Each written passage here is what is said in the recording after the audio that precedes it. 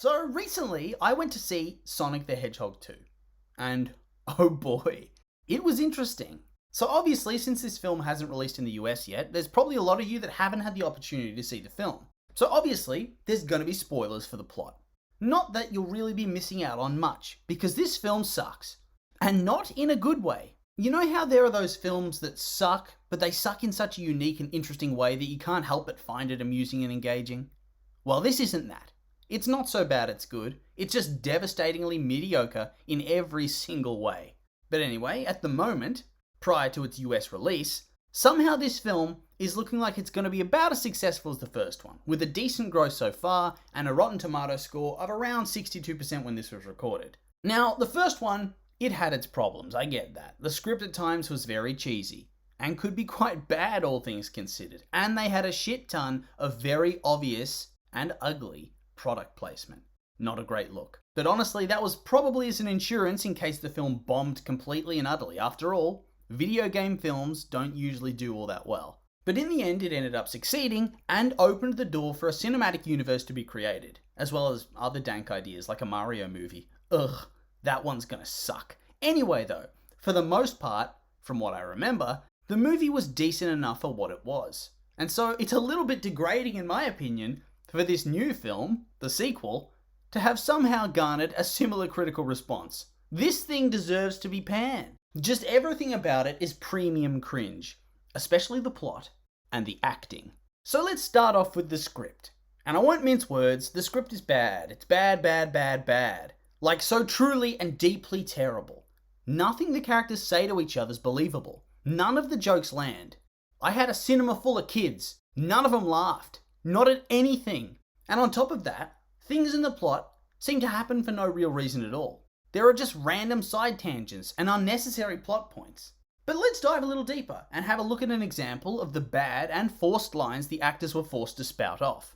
There's a scene between Sonic and Tom, the dude that took him in during the events of the first film, where they're having a discussion about how Sonic's too young to be running off to play hero, and that he needs to bide his time until he's older, until he's ready. And at first I thought, could be worse. Pretty stock standard, great power, great responsibility type speech.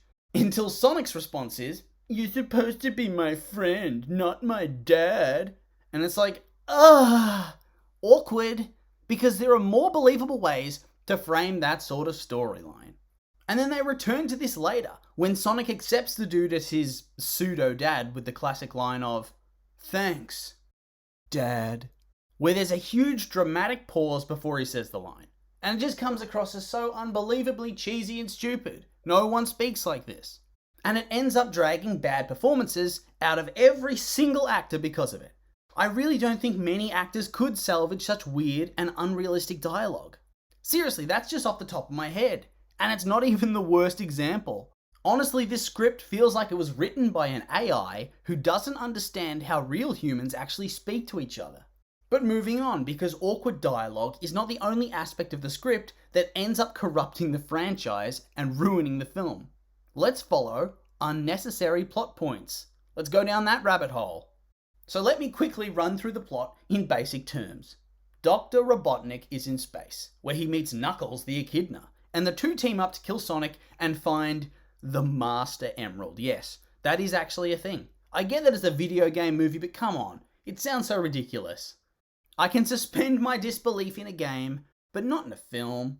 I feel like you inherently lower your expectations for video game writing, because whilst many are actually well written these days, some are clearly a story slapped on at the last minute. But you shouldn't feel like that for a movie, but that's how it feels.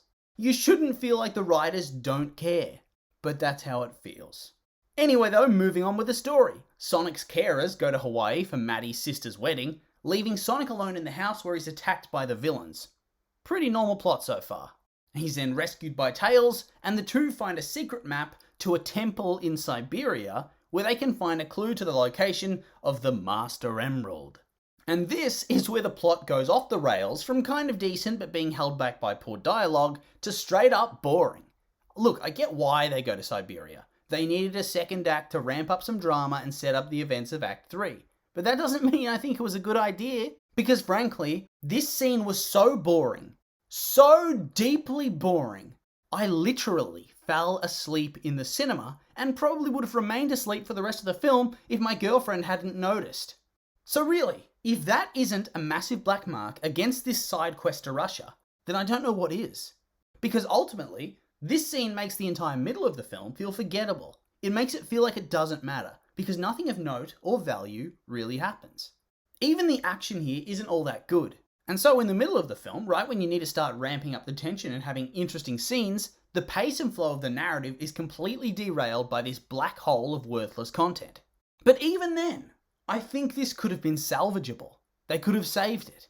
Until we arrived in Hawaii, where for some reason, the writers thought a big twist is needed here.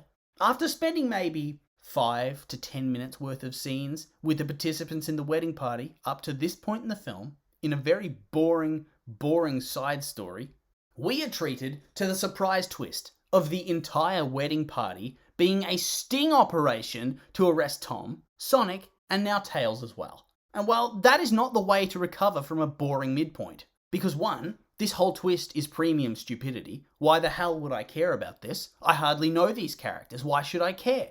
And so I didn't care. And honestly, it was very cringy, especially as the film tried to frame it as this grand betrayal on behalf of the groom. And yeah, I guess it was, but like I said, he was maybe in 2 to 3 scenes up to this point. Not really enough for me to care about him in the slightest. And then Sonic and the gang are arrested. And we're forced to sit through a 10 to 15 minute sequence of the scorned bride and Tom's wife using Tails' technology to rescue them all. As well as a big chunk of time, and honestly, too big, dedicated to the fake groom proclaiming true love to the aforementioned scorned bride. And why? This scene wasn't needed. Who cares about these characters? Get them off the screen. This scene lasted far too long. What a terrible and wasteful and boring plot twist. Why would we spend so long away from the title character? Or the villains? Or anyone? Why would we spend so much time on this random, slapped-together romance? How the actual husband and wife, Sonic's surrogate parents, feel like an afterthought compared to this weird-ass wedding. Ugh, I wish I fell asleep during this part, so I wouldn't have to live my life carrying these memories with me. But I suppose we can't always get what we want.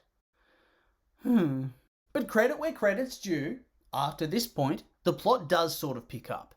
And you know why? It's because the writers decided to ramp up the action and the craziness for a huge bombastic battle sequence between Sonic and Knuckles in the secret temple that houses the Master Emerald, like it should have been the whole time. No one's here for the dialogue, dude.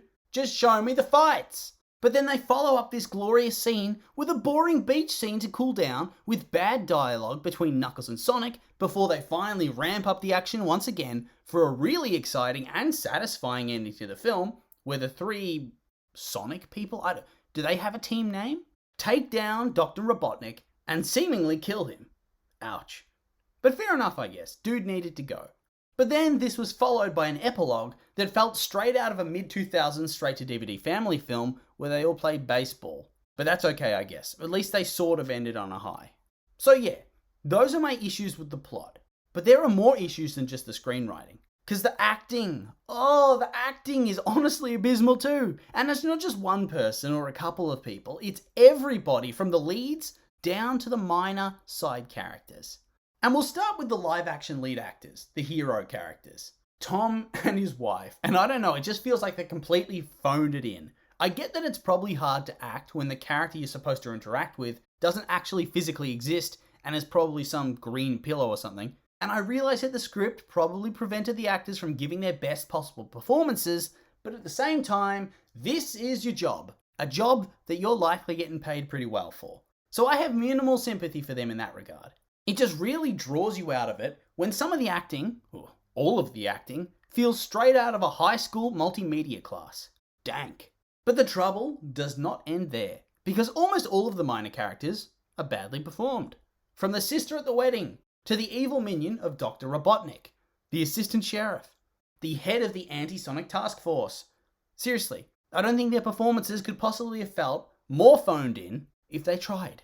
And speaking of phoned in, the voice actors! Look, Tails was actually good, but Sonic was decent at best. And for the most part, Knuckles was bad. Like, Idris Elba turned up for the paycheck, and did not give two shits as to whether he'd actually do a good job. And you know what? I can understand that philosophy. Why the hell should a huge name actor care about a voice role in a video game movie, besides professional pride, of course? And that's really the crux of the issue here. Why do studios bother with huge name voice actors for these sort of films? They obviously don't care, but there are people that do. Do people actually buy tickets solely because Idris Elba was in the film? Doubt it.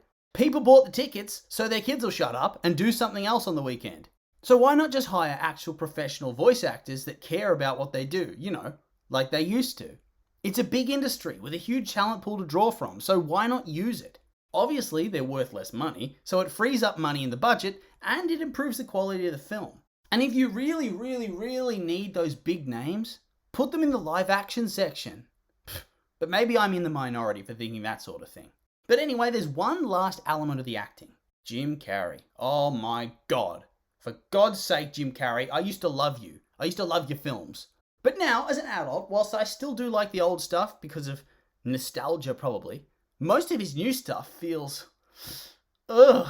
I feel like for me, the river has well and truly run dry. Everything he does feels old and boring. The same tired old shtick of, oh yes, huh. He's like a sad reflection of a once great actor. So yeah, this film ain't it. Not at all. And honestly, if it was up to me, this would be the end of the franchise. Goodbye. Because if this is what the sequel is, what the hell is the third film gonna be? And the standalone Knuckles spin-off? More Idris Elba phoning it in? Oh, leave my childhood alone, damn it. Poor Sonic. And with that being said, these have just been my opinions, and now I'd like to hear yours. If you've seen the film, what did you think of it? Did you like it, hate it? I'm curious for your thoughts, so make sure to like, comment, and subscribe, and let me know.